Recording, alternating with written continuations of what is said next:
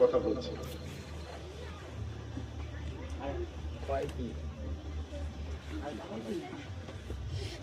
সুতরাং অনুরোধ করছি বাবু, তোমরা যুবক তরতাজা, তোমাদের মূল্য আল্লাহর কাছে অনেক বেশি।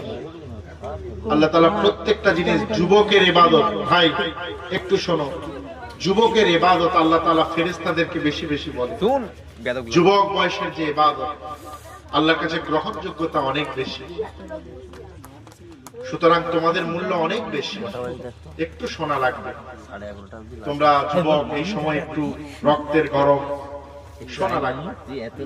আমরা নিজের জীবনে প্রতিফলন, আখলাক, চরিত্র সুন্দর, কারণ তোমরা যুবক, তোমরা পরবর্তী প্রজন্ম। ঘুমিয়ে আছে শিশুর পিতা সব শিশুরই অন্তরে। আজকে যে শিশু কালকে সে পিতা হবে। সুতরাং পরবর্তী প্রজন্ম তোমাদের উপর দাঁড়িয়ে, তোমরা দেশ সমাজ জাতির সেবা করবে, তোমরা আগামী প্রজন্মকে পথ দেখাবে, তোমরা আল্লাহ রাসূলের আদর্শ নিয়ে চলবে, তোমাদের আখলাক কত সুন্দর হবে। পিতা মাতা কত অহংকার করবে, আমার যুবক ছেলে, আমার ছেলে আল্লাহমুখী হয়েছে। পিতা মাতার সম্মান করবে। পিতা মাতা হচ্ছে পৃথিবীতে সবচেয়ে বড় পীর সাহেব, হচ্ছে পিতা মাতা। মায়ের দোয়া সবচেয়ে বেশি কবুল হয়। মায়ের দোয়া এতটাই গুরুত্বপূর্ণ। এই সময় তো আমরা পিতা মাতার কথা একটু শুনি না, কিন্তু মায়ের দোয়ার বদৌলতে আল্লাহর ওলি হয়ে গিয়েছিলেন বাইজিদ বোস্তামি। বাইজিদ বোস্তামি মায়ের দোয়ার বদৌলতে আল্লাহর ওলি হয়ে গিয়েছিল। কাবা শরীফের ইমাম, কাবার ইমাম আব্দুর রহমান বিন সুদাইস, কাবা শরীফের ইমাম, মায়ের দোয়ার বদৌলতে কাবার ইমাম।